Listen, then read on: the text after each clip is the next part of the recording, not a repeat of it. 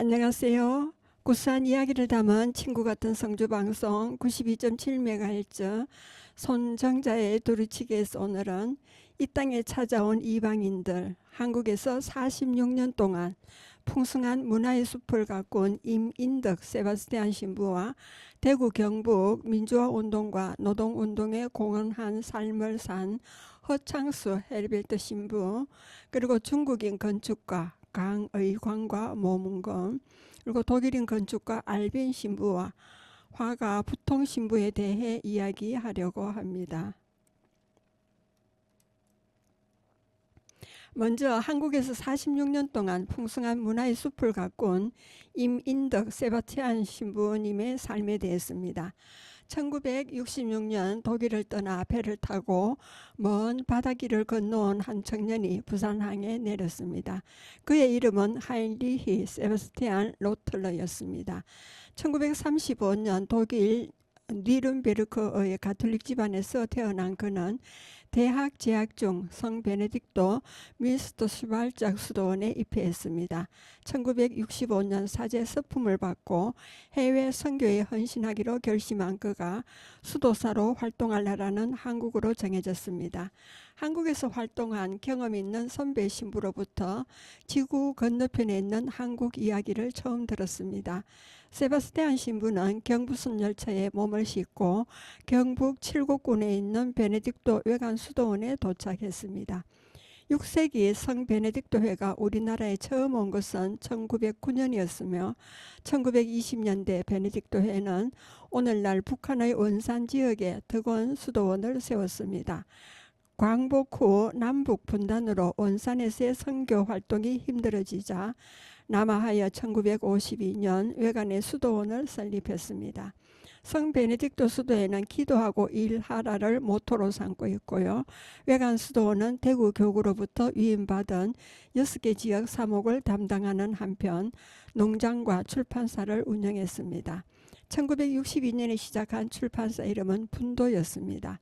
향기로운 길을 뜻하는 분도는 베네딕토를 한자로 풀어낸 이름입니다. 분도에서는 초창기 독일의 상트 오틸리엔 수도원으로부터 중고 하이델베르그 인쇄기 2대를 들여와 종교 서적을 주로 발간했습니다. 우리를 선으로 이끄는 좋은 책입니다. 젊은 세바스티안 신부는 한국어를 습득한 후 경북 성주성당과 점촌성당에서 사목했습니다. 사목이란 사제가 신자들을 신앙으로 이끄는 것을 말합니다. 한국식 이름도 지었는데 로틀러가 나무라는 뜻이니 성을 임으로 하여 임인덕이라 했습니다. 인덕이란 이름은 한국인이 전통적으로 신봉해온 유교와 불교의 중요한 가치인 인과 덕에서 따왔다고 합니다. 한국 역사와 문화에 대한 그의 이해가 깊었음을 짐작할 수가 있습니다. 그의 본당 활동은 길지 않았습니다. 1969년 그는 수도원 산하 마오로 기숙사 사감이 되었고 1971년 분도 출판사 사장 신부가 되었습니다. 그는 출판사에서 1993년까지 일하며 약 400종의 책을 발행했습니다. 출판에 대한 임신부의 마음가짐은 단순하지만 명확했습니다. 사람을 선한 방향으로 인도하는 책을 만들자였습니다. 임신부와 분도 출판사 편집인은 주목을 끄는 책을 연이어 출간했습니다. 성난 70년대, 현실에 도전하는 성서, 정의의 목마른 소리, 해방신학이 대표적인 책들입니다. 당대 현실에 대해 문제의식과 새로운 시각을 제시하는 내용이 담긴 책들이었습니다. 1970년대는 문화, 예술활동에 대한 정부 통제가 심한 시대였습니다. 분도 출판사에 연이어 이런 책을 펴내자 정부는 출판사에 대해 압력을 가했습니다. 1977년 해방신학이 출간되었을 때 공안당국은 폐기를 종용했으나 분도 출판사는 굴하지 않았습니다. 임신부는 압수를 막기 위해 초판 인쇄본 3,000권을 밤새 수도사들과 함께 수도원 옥상에 날라다 숨겼습니다. 초판 발행 후 책을 찾는 독자가 늘어났습니다. 분도 출판사는 한동안 책을 더 찍는다는 것을 당국에 들키지 않으려고 책을 추가로 인쇄했다는 쇠판 변경 표시를 하지 않았습니다. 임신부는 훗날 이런 책들에 대해 놀랄 것도 위협적일 것도 없는 책들이었다.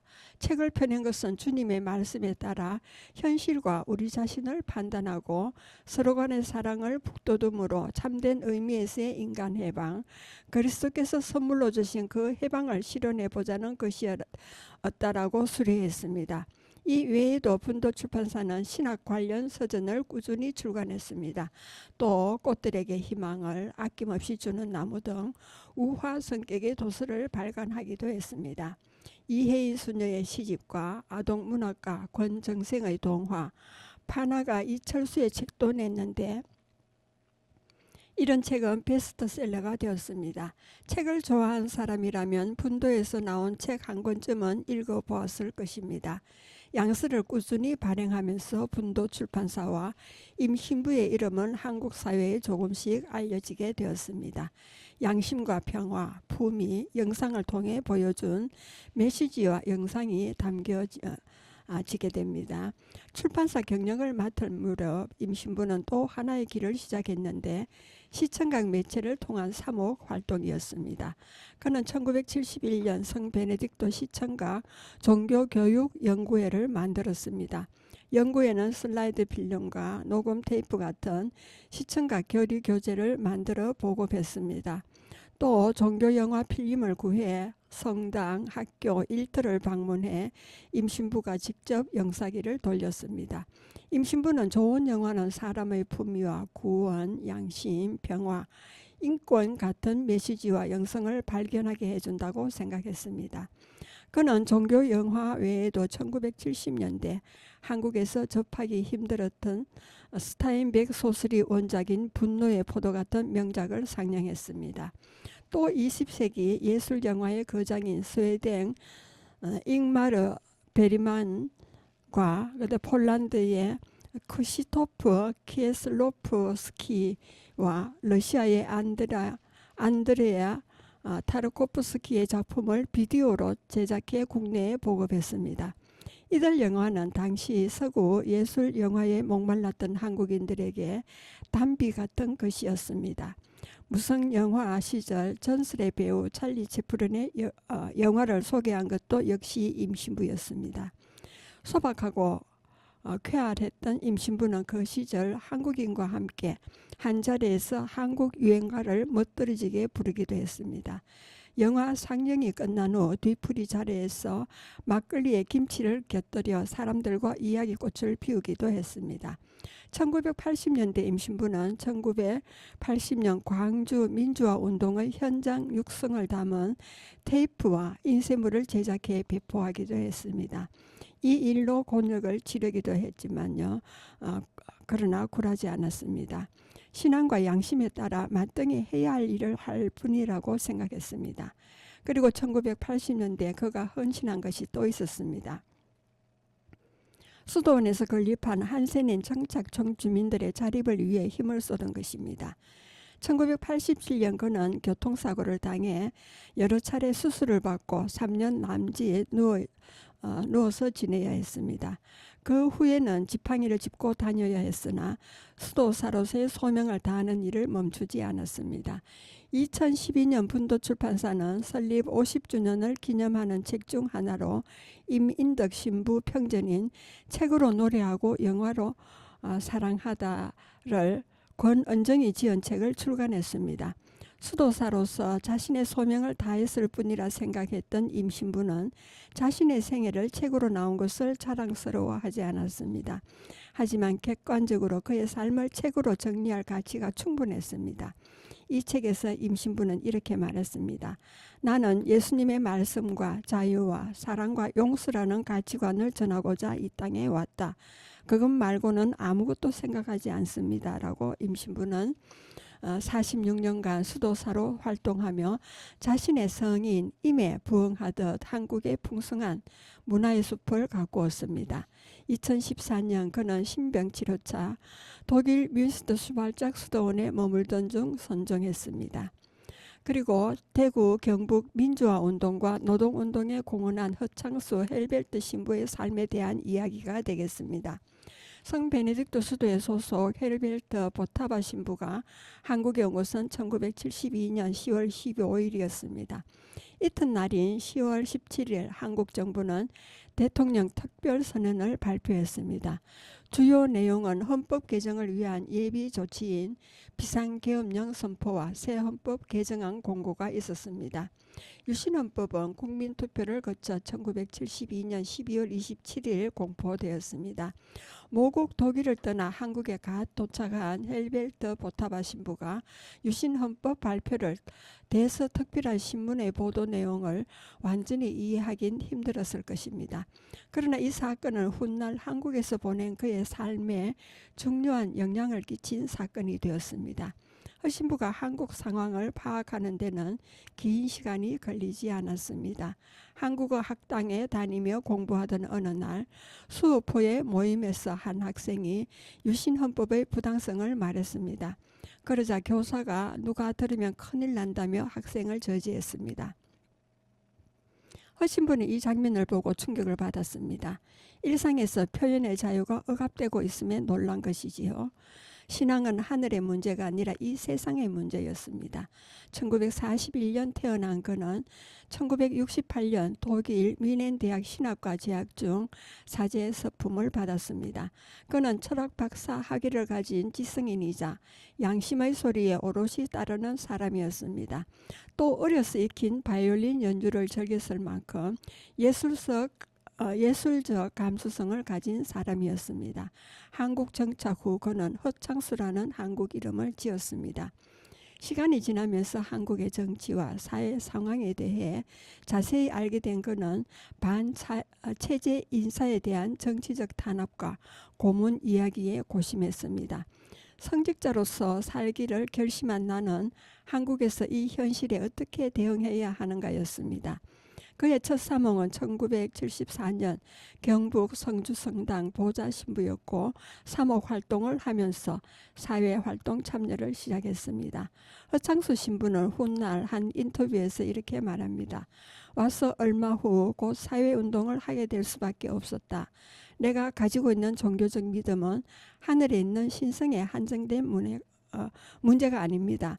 애당초 기독교 신앙은 하늘 아래 우리가 살고 있는 이 세상의 문제이며 잘못된 것은 누군가의 힘으로라도 고치고 개선해야 합니다. 적은 내용이 대구 사회연구소 분권과 혁신이라는 내용을 2008년 4월호에 게재되었습니다. 처음 참여한 사회운동은 인권운동이었습니다. 신부는 1975년 국제사면위원회 한국지부에 가입했습니다. 엠네스티는 인권을 보호하고 양심수의 사면을 위해 활동하는 국제인권단체였습니다. 성주성당에서 사목하던 시절 그는 서울에서 열리는 엠네스티 한국지부 회의에 참석하며 한국의 인권 상황 개선에 힘을 보탰습니다. 1976년 허 신부는 대구 대명성당 내에 있는 대구 가톨릭 신학원 강사가 되었습니다.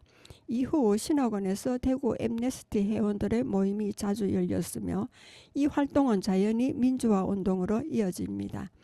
신학원에서 엠네스티 모임이 열리는 날이면 경찰이 신학원을 감시하곤 했습니다. 또 허 신부는 구미 인동성당 주임신부가 되었습니다. 그는 이곳에서도 인권운동을 멈추지 않았습니다. 양심수, 고문 피해자 문제를 해결하기 위해 정부에 항의 편지를 쓰고 인권 개선 관련 모임을 주도했습니다. 유신 정권 시대는 1979년 막을 내렸으나 신군부의 정권 장악으로 1980년대 현실은 달라지지 않았습니다. 그에 따라 허 신부의 생활도 달라지지 않았습니다. 오히려 그는 사회활동 영역을 더 넓혀 노동운동에 나서게 됩니다. 1985년 그는 대구 가톨릭 신학원 원장 겸 구미 가톨릭 근로자 문화센터 소장이 되어 노동자의 권익보호에 힘썼습니다.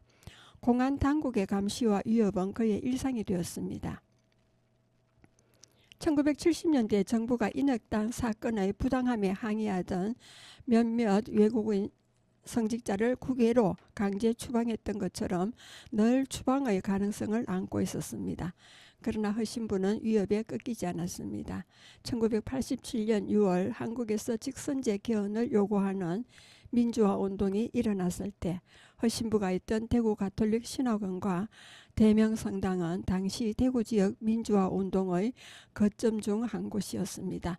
툭하면 전투 경찰이 성당을 에워싸니 대명동 성당은 대모성당이란 별칭을 얻었습니다.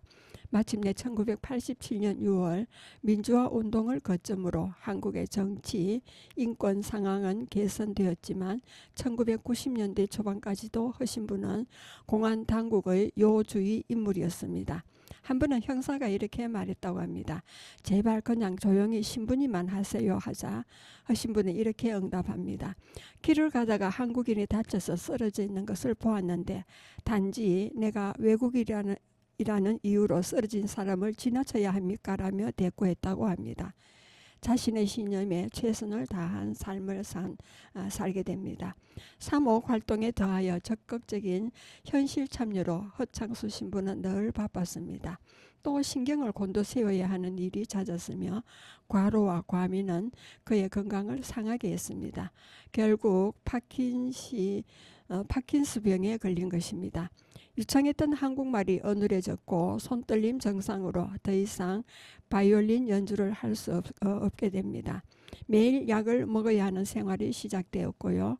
허신부는 자신에게 닥친 시련을 담담하게 받아들이며 병 또한 하나님의 뜻이라 생각했습니다.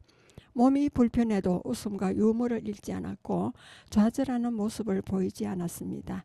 그리고 사회활동도 멈추지 않았고요. 파킨슨씨 병이 발병한 지 10년이 넘은 2001년까지도 대구에서 기차를 타고 구미까지 가서 가톨릭 근로자 문화센터를 찾는 노동자들을 만나 그들의 이야기에 귀를 기울이기도 했습니다. 그중엔 외국인 노동자들이 많았습니다. 그는 노동운동에 참여하면서 한국 사회에 새로운 경제적 가치를 적용할 방법을 모색했습니다. 그리고 생각을 정리하여 1996년 자본주의 도덕성과 비도덕성이란 책을 썼습니다. 책에서 그는 독일식 사회적 시장경제 모델 도입을 제안합니다. 비록 신부가 던진 경제 메시지였으나 이는 당시로선 선구적인 해안으로 시대의 문제점을 파악하고 대안을 제시한 것이었습니다. 파킨슨 병은 그의 생활을 점점 불편하게 했지만 힘들지만 노인이 되면서 시력이 좋은 것은 복이라고 말하며 웃을 정도로 그는 긍정적이었습니다. 2009년 8월 피정을 위해 독일 미넨 근처 오틀리에 수도원에 머물던 그는 어느 날 산책하던 중 심장마비가 일어나 쓰러지고 말았습니다. 20년간 병마에 품위 있게 맞섰던 허창수 신부는 더 이상 일어나지 못했습니다. 그의 서거 소식에 한국에서는 많은 사람이 그의 죽음을 애도했습니다. 노년에 그는 이런 말을 남겼습니다. 내가 독일에만 살았다면 상당히 지루한 삶을 살았을 것이다. 한국에서 나는 행복했어요 라며 자신뿐이라 그는 많은 사람에게 평안과 행복을 주고 떠났습니다. 여러분은 지금 성주 FM 92.7MHz에서 손정자의 두루치기를 듣고 계십니다. 잠시 쉬었다 가겠습니다. 정영경이 부른 주 하느님 크시도다가 되겠습니다.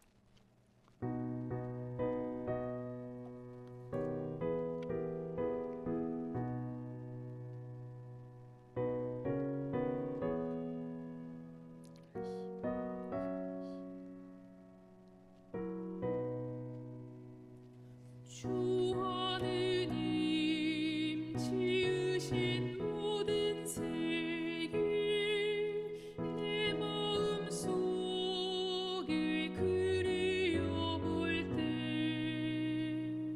하늘의 별 울려 퍼지는 뇌성 주님의 권능 우주에 찾네. 내 영혼 주를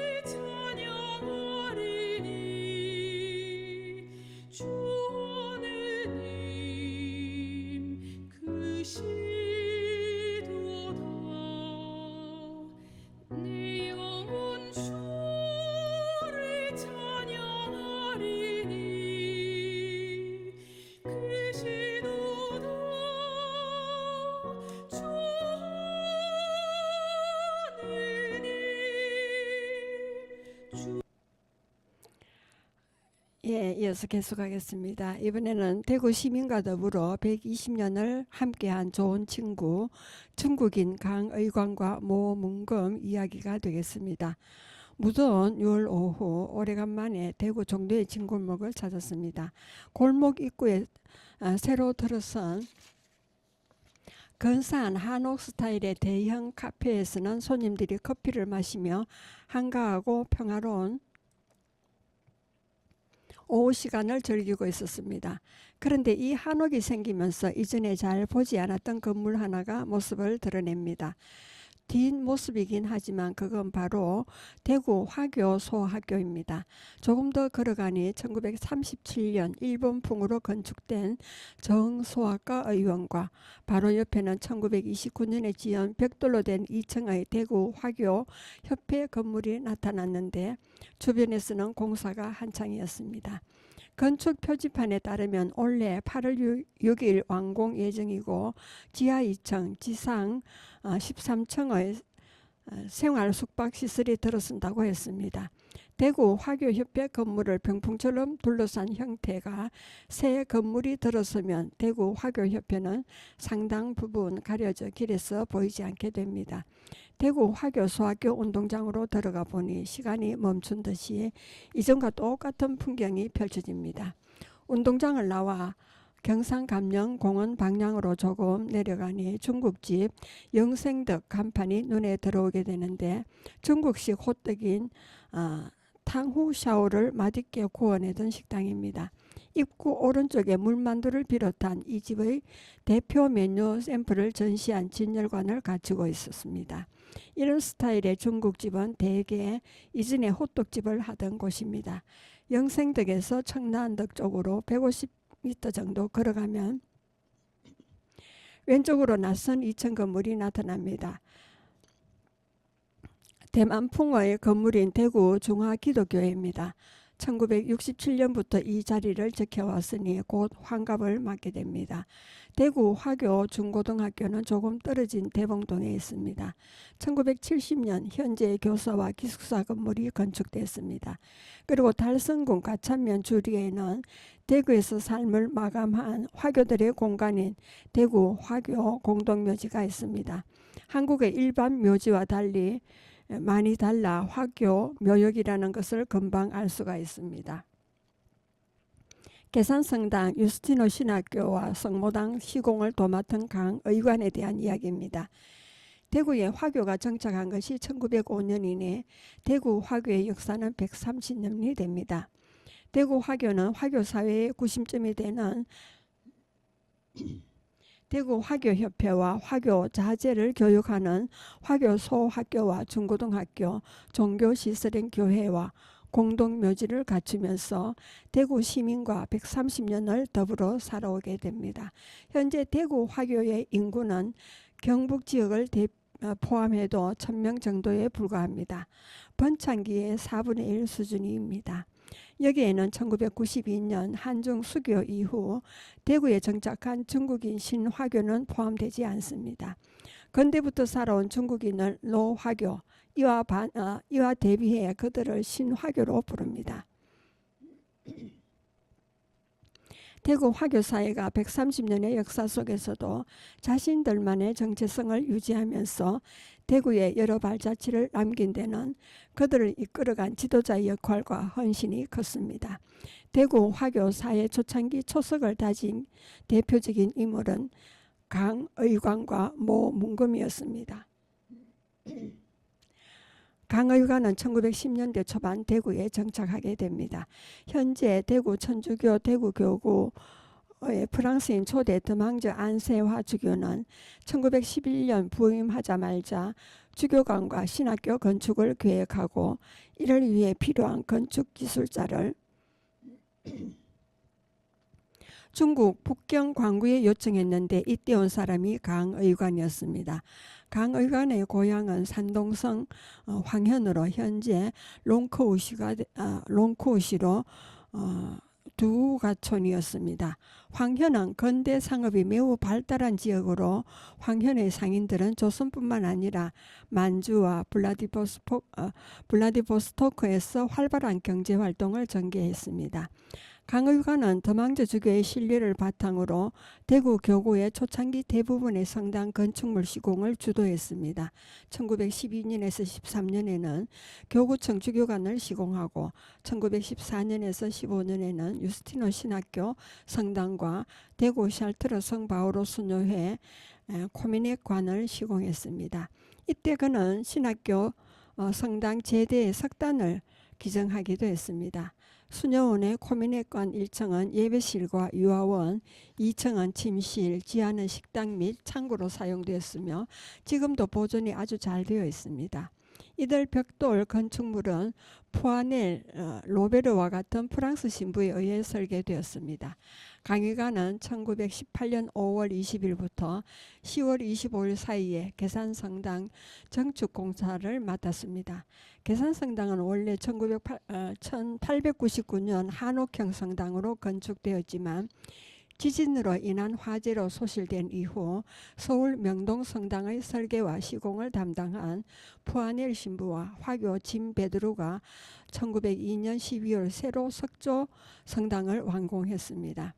그 후 1911년 대구 교구가 설정되면서 계산성당은 주교자 성당이 되고 그에 걸맞게 1918년 성당 정축공사가 이루어지게 되는데 이때 시공 책임자가 바로 강의관이었습니다. 오늘날 우리가 보는 계산성당은 그가 정축 시공한 성당입니다. 또 그는 1917년 7월부터 1918년 8월까지 1년에 걸쳐 프랑스 루르드의 성모 동굴을 모델로 한 주교관 내 성모당을 건축하게 됩니다. 이 성모당은 대구 교구가 자랑하는 건축물의 하나로 가톨릭 신자의 발걸음이 1년 내내 끊이지 않는 성지입니다. 강의관의 세례명은 프란치스코인데 중국식으로 방직어 있기 때문에 대구 교구에서는 그를 강방직어라 불렀습니다. 그는 개인 건축 시공업자가 아니라 쌍응호 건축청부회사의 경영주로 화교 직공을 고용해 시공 작업을 했습니다. 쌍응호는 대구 교구청이 자리한 남산동에 있었고 이곳은 강의관의 거주지이기도 했습니다. 그는 대구에 정착한 후 아들 강은기를 데리고 와 조선에서 일을 하고 그렇게 번 돈을 본국에 송금하여 가게를 유지하는 것이 일반적이었습니다. 강의관이 아들을 데리고 와서 현지인 학교에 보낸 것은 정착을 목적으로 대구에 이주한 것이라 볼 수 있습니다. 강의관이 대구 지역에서만 활동한 것은 아니었습니다. 계산성당과 함께 한국의 아름다운 성당으로 꼽히는 전주 전동성당의 시공 감독으로 참가한 것이 확인됩니다. 전동성당의 부드네 신부가 대구 교구청에 보낸 편지에 성당 건축에 중국인 목수 5명과 석공 100여 명이 가마를 설치해 65만 장의 벽돌을 찍어냈는데 강방직어라는 중국인 기술자가 큰 역할을 했다는 내용이 있습니다. 그리고 전주에서 가까운 익산 나바이 성당은 1916년에서 17년에 정축 공사가 이루어졌는데 시기적으로 강의관이 시공한 것으로 보입니다. 강의관이 대구에서 멀리 떨어진 전주와 익산의 성당 건축에 참가했던 것은 이들 지역이 대구 교구 담당 지역이었기 때문입니다. 1911년 조선 대목구가 서울 대목구와 대구 대목구로 나누어지면서 서울 이남은 대구 교구가 담당하게 되었으니 전라도 지역 선교의 거점이 될 전동성당 건축에 대구에서 강의관을 파견한 것으로 보입니다. 강의관과 콤비를 이룬 건축가 모 문금이 있습니다. 강의관은 1290년 유능한 지배인을 한 명 고용하게 되는데 바로 모 문금이었습니다. 모 문금은 1895년 10월 28일 강의관과 같은 산동성 황현의 모가촌에서 태어났습니다. 고향의 사숙에게 공부하던 그는 19살 때 고향을 떠나 1913년 3월 15일 오늘날 서울 정동에 있던 쌍응호 건축청부회사의 서기로 취직했습니다. 쌍응호는 당시 서양인이 경영하는 교회와 학교, 병원 등의 공사를 청부하던 건축회사로 동성호, 장발용, 광성호와 함께 대표적인 화교 건축 청부 회사의 하나였습니다. 서울 쌍응호는 대구에도 지점을 두고 있었습니다. 쌍응호에 취업한 모 문금은 건축에 소질이 있어 2년 뒤 이 회사의 설계 직원이 되어 3년 정도 일하다가 1920년 4월 1일 대구 쌍응호로 옮겼습니다. 동양 선배 강의관이 유능한 그를 발탁한 것입니다. 이후 대구 교구 내 벽돌조 건축물은 강의관과 모 문금이 감독으로 현지 공사를 진두지휘한 것이 되겠습니다. 당시 가실성당 신자인 한국인 강나파엘의 회고에 보면은 여동선 투른의 가실성당 주임 신부는 먼저 벽돌을 구울 중국인 기술자 7, 8명을 초청하고 가실 현지에서 중국인 모 씨를 감독으로 하여 성당 건축에 사용할 벽돌을 구웠으며 다른 중국인 강 씨가 총감독이 되어 공사가 재개되었다. 성전에 사용될 벽돌은 현지에서 구워 만들고 목재와 시멘트는 부산에서 배를 이용해 낙산 선착장으로 운반하였다. 이리하여 구운 벽돌이 다 준비되자 중국인 건축 기술자들이 벽돌을 쌓아 올려 성전과 사택 건물을 지었다고 가실성당 백년사에 기록되어 있습니다. 가실성당 외에도 대구 샬트루스 성바오로 순례를 1927년에 그리고 외관성당은 1928년, 계산성당 사제관은 1929년도 그들의 시공 작업이었습니다. 쌍응호는 대구 교구의 각종 건축물을 도맡으면서 발전을 거듭했습니다. 조선의 화교 건축청부회사 가운데 5번째로 규모가 큰 회사가 되었습니다. 쌍응호가 가톨릭 관련 건축물 시공만 한 것은 아니었습니다. 1929년 건축된 대구 지역 부호인 서병국의 주택은 쌍응호의 설계와 시공을 맡겨 건립한 서양식 주택입니다. 붉은 벽돌 건물의 현관은 화강석을 사용해 돌출시켜 전체적으로 좌우 대칭의 균형미를 잘 이루고 있습니다. 강의관은 1931년 7월 발생한 화교 배척 사건 때 정든 대구를 뒤로하고 고향으로 귀국했습니다. 그 이후 쌍응호의 경영주는 자연스럽게 모 문금이 맡았습니다. 1930년대에 건대 건축물인 경산의 하양성당을 1930년에서 31년에 준공했고 개성학교 본관인 핸드스관을 1931년에 그리고 김천 황금성당을 1934년에 대구 샬트루스 성바오로 수년의 수령관을 1937년도 쌍응호의 시공으로 건축됐습니다. 1948년 조선은행 조사부는 쌍응호의 영업상태를 다음과 같이 평가했습니다. 당시의 쌍응호는 화교 모 문금 씨가 경영하는 건축업 기업체로서 20년 전부터 건축 청부업으로 당시 토목계에서 일대 세력을 뻗치고 있다. 그가 설계한 공사 건축물은 상당수에 달했는데 종전에는 1인 청부업자와 비견하고 있었습니다. 8.15 이후에도 미군의 위탁과 청부 하청, 그 밖의 건축 사업으로 여전한 성적을 나타내고 있다고 적고 있습니다. 쌍응호는 미 군정 하에 대구 지역에서 활발한 건축 시공 활동을 펼쳤지만 한국전쟁 발발로 더 이상 일을 할 수 없었습니다. 모 문금은 대만으로 피난 갔다가 휴전 후 다시 돌아왔지만 영업을 재개하지는 못했습니다. 모 문금 자신이 건축 설계가 가능했기 때문에 시공 의뢰가 들어오면 노동자를 일시 고용해서 건축물을 시공했습니다. 대구 중구 수동의 대구중앙기독교회 1층 건물이 바로 그가 감독하여 시공한 건물입니다. 1967년 4월 공사를 시작해 11월에 마무리됐습니다. 대구 화교 기독교회는 모 문금의 지급한 공사대금 영수증 7장을 보관하고 있습니다.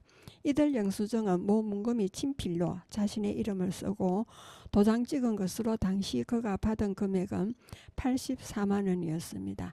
그의 나이 73살 때 지은 이 건물이 그의 마지막 작품이었습니다. 교회 2층 건물은 1968년 한국인 이태중이 건축했습니다. 한국 화교 사회의 리더가 된 모수방입니다. 강의관과 모 문금은 대구 지역을 대표하는 중국집 군방강의 경연주이기도 했습니다. 작가 김원일이 한국전쟁 직후인 1954년 4월부터 1년간의 대구 생활을 추억하면서 쓴 소설 마당 깊은 집에 등장하는 바로 그 중국집입니다.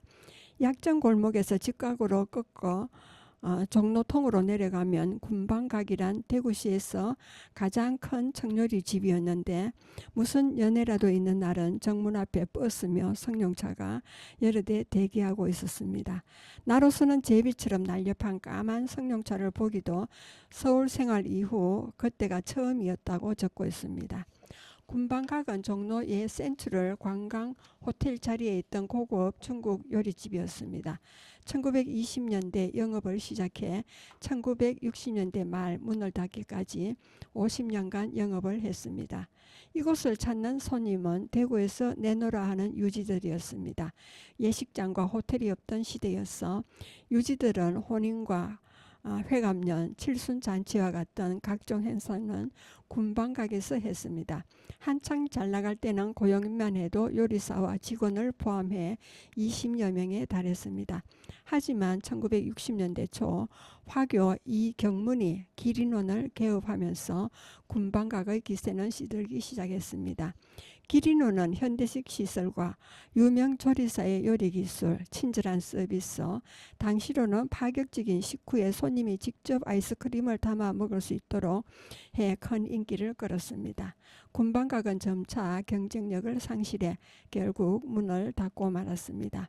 기린원은 성성가도를 달리며 4층으로 증축하기도 했지만 한국인이 경영하는 중국집이 많이 생겨 경쟁이 치열해짐에 따라 최근 문을 닫았습니다. 쌍응호와 군방각을 경영하던 강의관과 모 문금은 화교 사회의 핵심 리더 역할을 다했습니다. 강의관은 대구 화교협회 전신인 대구 화상공회 설립을 주도했습니다. 1921년 대구 화상 동양회가 설립한 뒤 화교의 인구 증가와 사업 번창으로 1927년 대구 화상공회를 설립하게 되는데 공점홍, 장연방, 양심재와 함께 발기인으로 나섰습니다. 대구 화상공회의 공소 건축에는 그가 경량주로 했던 쌍응호가 250원, 강의관 개인 이름으로 100원을 기부하고 최고 기록을 세웠습니다. 그리고 대구 화상공회 초대 의원으로 선출되었습니다. 모 문금은 강의관 귀국 이후 대구 화교 사회의 중추적인 인물이 됩니다. 1933년 대구 화상공회에서 개칭된 대구 중화상회의 부주석으로 선출되었고 1936년에는 주석에 선출되어 지역 화교사회의 지도자가 되었습니다. 1937년에는 군방각의 경영주로 대구 중화요리 음식점 조합장으로 선출되었습니다. 모 문금은 화교 소학교 설립에도 발벗고 나섰습니다. 중일전쟁 이후 가족단체 이주가 증가하며 학령 아동이 증가하는데 아이들을 가르칠 학교가 없었습니다.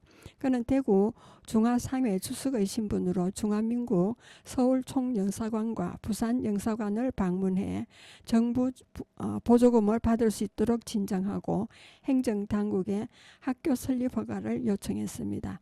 그의 노력으로 1941년 8월 21일 경상북도 도지사로부터 인가를 받아냈고 정부로부터는 매월 100원의 보조금을 받을 수 있게 되었습니다. 또 1941년 봄부터 1943년 2월 개교 때까지 2년간 학교 운영비를 위한 모금운동을 펼쳐서 6,350원을 모았습니다. 모 문금 자신이 200원, 군방각 명의로 200원, 쌍응호 명의로 100원, 총 500원을 기부했습니다. 그는 1939년 3월 3일 전국 중화상회의 연합체인 여선 중화상회 연합회의 간사로 선출되었습니다.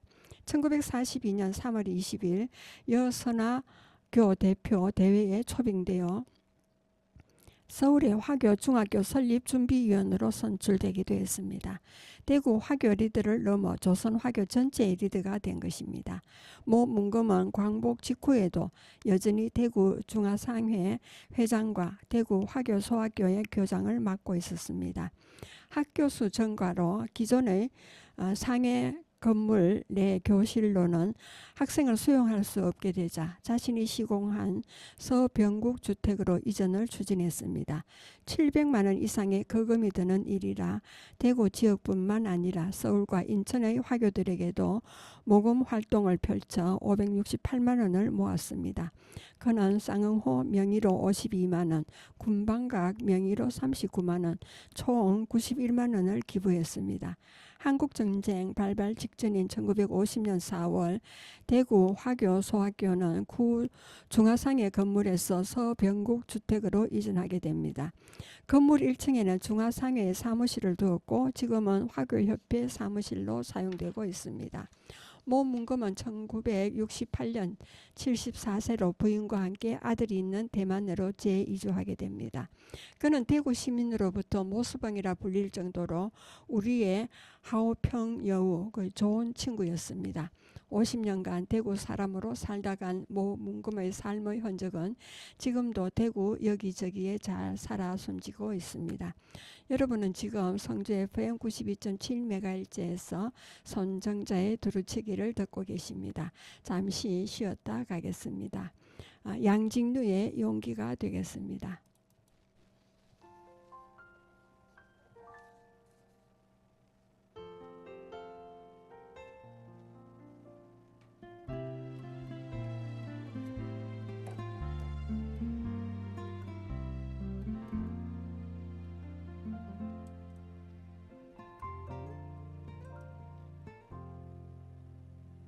终于做了这个决定，别人怎么说我不理，只要你也一样的肯定，我愿意天涯海角都随你去。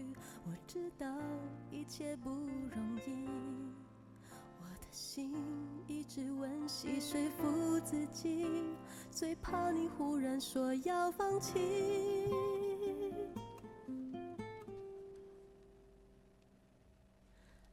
真的需要勇气来面对流言蜚语，只要你一个眼神肯定，我的爱就有意义。我们都需要勇气去相信会在一起，人潮拥挤我能感觉你放在我手心里，你的真心。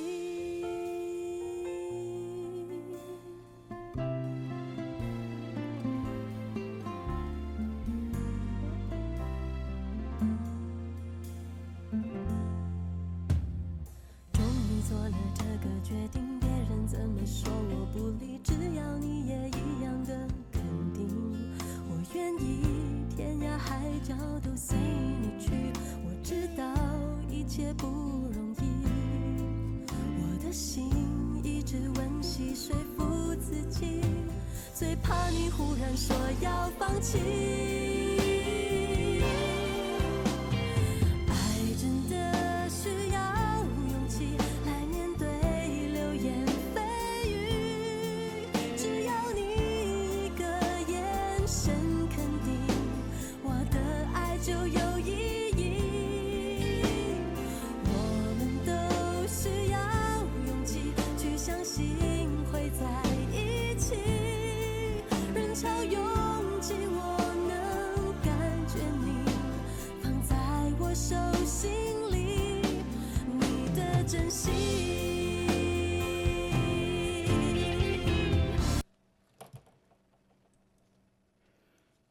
예, 계속하겠습니다. 이번에는 한국적 소박함 속에서 뛰어난 건축 설계자 독일인 알빈 신부는 전국에 185개의 건축물을 남겼습니다. 먼저 7고 가실성당은 1894년 9월경 파리외방 정교의 파이아스 신부에 의해 경북 칠곡군 외관읍 낙산리에 설립된 천주교 성당입니다. 천주교 대구 대교구 관할 성당이며 1924년 건립된 성당과 구사제관은 2003년 경상북도 유형문화재로 지정되었습니다. 가실성당은 낙동강을 굽어보는 낙산 언덕에 있으며 경북에서 가장 오래된 성당입니다. 조선 왕조의 공식적 천주교 박해가 끝난 후 경상도 지역 첫 선교사로 임명된 파리외방 정교회 로베르 김보록 신부는 1885년 대구 인근 신나무골 현재 칠곡궁 지천면 연화리에서 선교하다가 2년 후 이임하였고 그 후 그의 보좌 신부들이 계속 거주했습니다. 1894년 4월 14일 제8대 조선 대목구장 미대엘 문덕효 주교는 새로 입국한 파이아스 신부를 신나무골로 파견해 공식 신나무골 성당이 세워지고 같은 해 9월경 파이아스 신부는 거처를 지금의 가실 옛 외관읍 낙산동 원호 마을로 이전함으로써 가실 성당이 설립되었습니다. 변천과 그 현황을 볼 때 가실 성당 3호 관할 구역은 경상도 북서부 일대와 충청도 황간, 전라도 무주로 공소수는 17개였습니다. 칠곡 가실성당은 2대 주임 김성악 신부 때 김천성당 현재 황금동 성당을 분가시켰고 4대 주임 소세 신부 재임기인 1911년 4월 8일 서울 대목구에서 대구 대목구가 분리 설정되면서 대구 대목구로 이관되었습니다. 이에 1912년 부임한 5대 트루니 여동선 신부는 1943년 지병으로 사망할 때까지 칠곡 가실성당에 재임하면서 일제강점기의 어려움 속에서도 가실본당 신자들과 함께 활발한 정교 활동으로 교세를 크게 확장시켰습니다. 또 성당과 사제관을 건립해 1925년 9월 28일 더망저 주교가 참석한 가운데 교황사절 지아르티니의 집전으로 축성식을 거행했습니다. 1922년에는 점촌 태관성당 그리고 1929년에는 외관성당이 분가했습니다. 6대 주인 베르몽 신부 부임 직후인 1943년 2월 낙산성당으로 개칭되었습니다. 1952년 6월에 외관 성베네딕토 수도회 최영호 신부가 낙산성당 13대 주임으로 비임했고 7월 6일 대구 대목구 관할 외관 대목구 대리가 설정되면서 이후 외관 감목 대리구 성베네딕토의 신부들이 계속 사목했습니다. 그러나 1986년 2월 28일 외관 대목구의 폐지로 대구 대교구 직할본당으로 변경되었습니다. 2005년 1월 2일에는 성당명을 본래 이름인 가실성당으로 다시 되돌렸습니다. 2023년 기준 주임 박진영 신부고 3호 관할구역은 외관읍 낙산, 금산리 지역과 하산 공소 지역입니다. 신자 수는 과거에 1,000명이었으나 관할 지역이 좁아지고 또 도시화의 가속으로 현재 500여 명이 있습니다. 형태상 특징은 칠곡 가실성당은 대구 대교구에서 대구 본당 현재 계산주교자 성당에 이은 두 번째 성당으로 경상북도에서 건물이 가장 오래된 성당입니다. 파리외방 정교회 포아넬 박도행 신부 설계로 1922년에서 23년 지상 1층, 지하 1층, 영건평 217제곱미터의 로마네스크 양식과 고딕 양식이 결합된 형태로 건립되었는데 근대 건축사와 교회사적 가치를 인정받아 옛 사제관과 함께 2003년 4월 14일 경북 유형문화재로 지정되었습니다. 성당 안 제대 우측의 본당 주보 성녀 안나상은 1924년 이전 프랑스에서 석고로 제작된 한국 유일의 성 안나 조각상입니다. 1990년 본당 설립 100주년 기념관, 1995년 성모 동길과 교육관을 건립했습니다. 2000년에 동양 화가 손석희가 그린 십자가의 길 14처와 2001년에는 독일의 유명 생유리 작가인 에기노 바이너트가 제작한 유리화를 성당 안에 설치했습니다. 문화재로 등록된 경북 칠곡군 외관성당은 1928년 등록문화재로 등록되었고요. 칠곡구 외관성당은 1928년 건립되었습니다. 1924년 건립된 경북 최초 가실 본당 소속 공소에서 본당으로 성격되면서 건립된 건물입니다. 높은 청탑과 반아치형 창호 등 성당 건축의 특징을 현재까지 잘 유지하고 있습니다. 선교 활동을 벌이던 독일 성 베네딕토 수도회 수도사들이 한국전쟁 기간 중 이곳으로 피난 와서 세운 베네딕토 외관 수도원입니다. 담백한 흰색 외벽은 소박한 한국인의 모습을 보는 듯합니다. 하지만 내부로 들어가기 위해 3번이나 꺾여 돌아가는 진입 계단을 거치면 긴장감이 점점 높아집니다. 성당 내부는 신자 누구나 제단과 가깝게 느끼도록 타원형으로 설계돼 포근한 느낌을 줍니다. 경북 김천시 평화성당, 충북 제천시 의림동 성당, 전북 전주시 복자성당까지 소박하면서도 뛰어난 건축미를 자랑하는 이들 성당에는 공통점이 있습니다. 독일 출신 알빈 슈미트 신부가 설계한 것인데 이분은 1904년에서 1978년까지 생존하신 분입니다. 알빈 신부는 타계의 40주년을 맞아 한국에서 그가 남긴 건축 유산에 대한 재조명이 활발하게 이루어지고 있습니다. 지난달 19일부터 독일 미스트 수발작 수도원에서 알빈 신부 특별전이 3개월간 일정으로 열리고 있고 그의 작품 3개를 조명한 책 교회 건축가 알빈 슈미트가 최근 독일어로 번역돼 출간됐습니다. 이 책을 쓴 김정신 단국대 명예교수는 알빈 신부는 유럽의 모더니즘 건축 양식을 한국 성당에 도입했을 뿐 아니라 화려함을 배제하고 조화로움을 중시한 한국 성당 건축의 모범을 만들어낸 인물이라고 설명했습니다. 알빈 신부가 우리나라와 인연을 맺은 것은 1937년 한국 선교사로 부임하면서부터입니다. 일제강점기였던 당시 한국인이 많이 이주해 있던 만주 북간도의 엔지 교구에 파견됐습니다. 그러나 1945년 2차 세계대전 종전 이후 중국이 공산화되면서 1946년 투옥됩니다. 1949년 독일로 추방된 그는 교회 건축가로 본격적으로 변신하게 됩니다. 당시 독일 사회는 전후 복구 과정에서 3,000여 개에 이르는 성당을 재건하면서 현대 종교 건축 이론과 시공 기술이 폭발적으로 성장한 시기였습니다.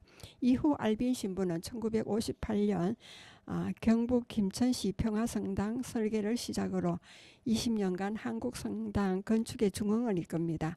1959년 설계한 경북 문경시 점촌동 성당은 외부의 사각 기둥이 주상절리처럼 곱게 뻗어 있어 독특한 조형미를 지닙니다. 내부 공간은 부채꼴 모양으로 만들어 공간 활용을 극대화함으로써 한국적 상황에 잘 맞는 성당 건축물로 평가받고 있습니다. 1978년까지 20년 동안 알빈 신부는 122개의 작은 성당을 포함해 무려 185개소의 건축물을 설계했습니다. 김명애 교수는 알빈 신부는 한 건물당 10에서 15장의 도면을 남겼는데 그의 도면에는 시공이 가능하도록 기록한 밀리미터 단위의 치수와 성물들의 제작 방법을 설명하는 내용이 고스란히 담겨 있다며 알빈 신부와 협력했던 수사들에 따르면 그의 도면은 별도의 추가 지시 없이 공사가 가능할 정도였다고 밝혔습니다. 알빈 신부의 성당들은 토목공사를 최소화하고 주변 대지와 조화를 이루었다는 공통점을 지니고 있습니다. 교회에서는 거룩함과 세속적인 것, 영원함과 무상함이 함께 만나기 때문에 다양한 요구에 대응할 수 있어야 한다는 그의 철학을 고스란히 반영하고 있는 것입니다. 특히 건물 외관보다는 내부 공간을 강조했는데 제대와 신자들이 자리하는 회중석을 최대한 가깝게 해 누구나 미사에 능동적이고 편안하게 참여할 수 있도록 했습니다. 김명애 교수는 50년이 넘는 성당들이지만 현재도 생활하는데 전혀 불편함이 없을 정도로 아름다움과 기능적인 요소를 모두 담은 뛰어난 건축물이라고 말하고 있습니다. 그리고 흰 벽면에 신앙의 숨결을 올린 화가 선교사 앙드레 부통 신부입니다. 화가 선교 사제는 하노이 주교 요청으로 베트남에서 아시아 사도직을 시작한 앙드레 부통 신부는 외관 수도원 소속 독일인 올프라 그라프 수사의 초청으로 1966년 2월 예수를 통한 선교를 꿈꾸며 화가 사제로서 한국에 첫 발을 디뎠습니다.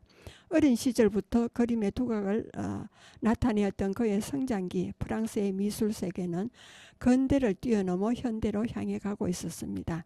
마티스로 대표되는 야수파와 피카소와 브라커의 입체파, 뒤상의 다다이즘, 주관적인 감정을 표현하기 위해 색채와 형태를 과감하게 사용하며 표현주의 그리고 초현실주의와 같은 다양한 프랑스 미술 세계를 직접 겪고 체험하며 부통 신부의 미술 스펙트럼도 함께 성장하게 됩니다. 부통 신부의 그림 속에는 유머와 재치가 넘쳐났습니다. 1936년부터 그가 속했던 수도원에서 중세 장식 필사본의 전통을 잇는 전래수 작업을 시작했습니다. 제2차 세계대전 이후 수도원 내에 세라믹 미술 공방을 세웠습니다.